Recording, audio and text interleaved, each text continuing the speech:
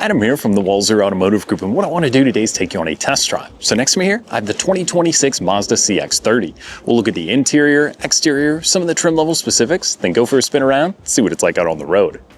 Okay, so now we're behind the wheel of the 2026 Mazda CX-30, and this is the newest addition to the lineup. This is actually called the Aire Edition. So they've added a non-turbo and a turbo version of this to the 8 trim levels for the CX-30. So it can get a little bit confusing, but it depends on what kind of equipment you're looking for and the 2 engine options, but all of them are going to come standard with the all-wheel drive. Obviously, it's a little snowy out here today, so it's great for tackling those Minnesota winters. Now, there was a couple changes from 25 to 26, but fundamentally it kind of remains the same car. Like I said, this Aire Edition is really cool inside, so we'll touch on this one a little bit later. But basically, the only other change they did was adding the limited slip differential, so it even adds to the fun of this vehicle. As well, I think they changed the dampers a little bit, and you can notice the ride is a little bit more comfortable on the road. So, before we get too much into the weeds, let's put it in drive. We'll go for a spin around. Let's begin with what powers the Mazda CX-30. Now, it's a 2.5-liter 4-cylinder engine. That's going to be turbocharged or non-turbocharged. So the base model, I think, makes around 191 horsepower, and then the turbocharged one goes up to 250 horsepower. So it is a pretty noticeable bump, yet you do sacrifice a little bit in fuel economy. Now, this one is rated at 31 mpg on the highway, or I think about 27 mpg combined, so it's still pretty good mileage for a vehicle that's going to come with all-wheel drive. Like I said, all Mazda SUVs come standard with the all-wheel drive. Obviously, it was snowing this morning. We've got quite a bit of snow on the road, so it's going to be great for tackling those Minnesota winters.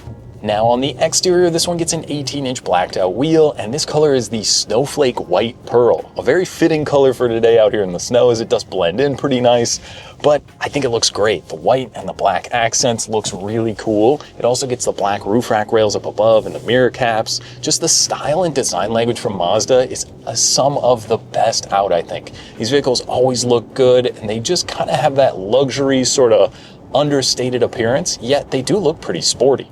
Now, like I said, adding the limited slip diff into this vehicle and the damper change that they did make does make it pretty fun. That's one big thing with Mazda vehicles. They are fun to drive. You get the spirit of the MX-5 or the Miata every time I get behind the wheel. Doesn't matter if it's the CX-90 or the CX-30, they are all enjoyable when you're behind the wheel. Now, from the ride and drive, it's a little bit more kind of firm, I would say, than some of the other SUVs, but not like in a bad way. It just makes sure you kind of have that bite and grip and traction on the road with the all-wheel drive, yet the turn-in is really good. It just kind of floats over all these divots, potholes in the road, and some of the sewer drains, yet you do feel a little bit sportier, like I said, when you're behind the wheel, so that is something to consider when looking at the 30. Now, if we're looking at storage space in the back, this one won't have a power liftgate on the Aire Edition, but you can open it up easy enough from the rear, and then you do get quite a bit of storage space. Now, it will give you a decent amount of storage in the back. Obviously, this isn't the largest SUV in the Mazda lineup. If you're looking for more space, crawling up to the CX-5 or 50 will give you a little more cargo area. But what's nice is you can actually kick the seats down, and it's a 60-40 split rear seat. So if you do need a little bit more hauling space, I think easily you can make a Costco run, fill up the back of this vehicle and not be too worried. But if you find yourself maybe buying a larger or strange object, you can kick down the seats and it gives you just that little bit of added room. Then in the second row, that's where it starts to get pretty cool from the Aire Edition, because you get this white sort of leatherette material with kind of a gray, almost like a wool design, and it runs through the interior and it looks so nice. It is such a great choice, I think, for the interior on these vehicles, especially paired with that white exterior. It just really flows together, and it does provide quite a luxurious point for what the price point is. Now, as we kind of put our foot down here, it just sort of gets up and goes. I love the all-wheel drive because you do get some of that slush when you're kind of merging out onto the road or in the back neighborhoods. Just having that sure-footedness is so great. And if you do want to have a little bit of extra fun, there's a drive mode. You can hear I can put it in sport mode.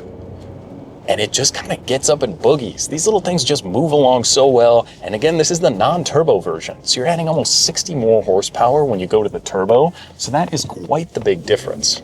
But even kind of jumping out here on the road,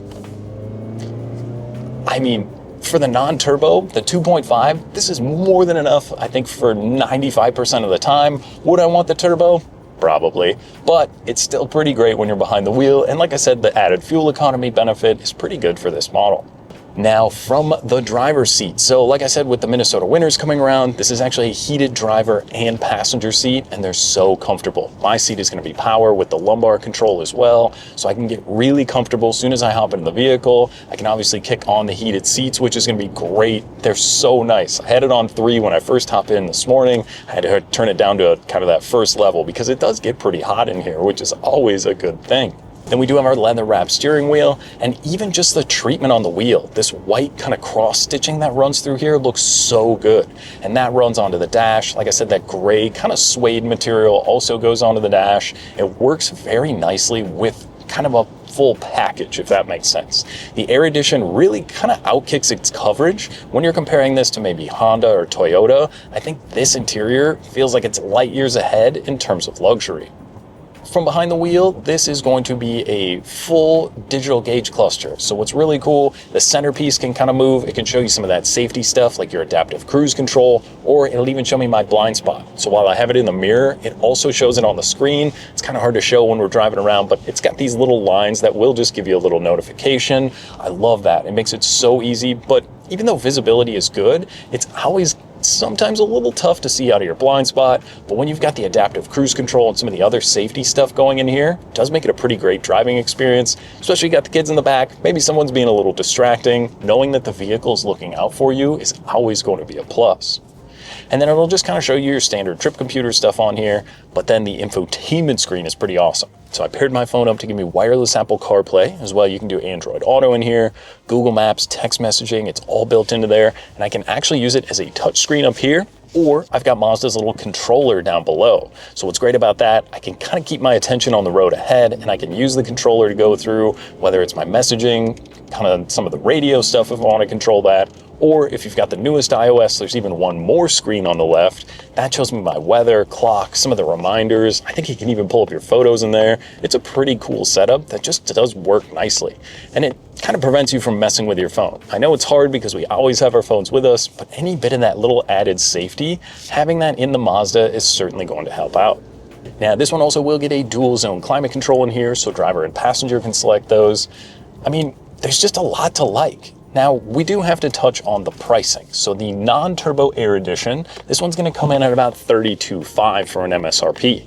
So if we're looking at the average new car price at over $50,000, I don't feel like this gives you an average or less than average amount of equipment for almost $20,000 less than that.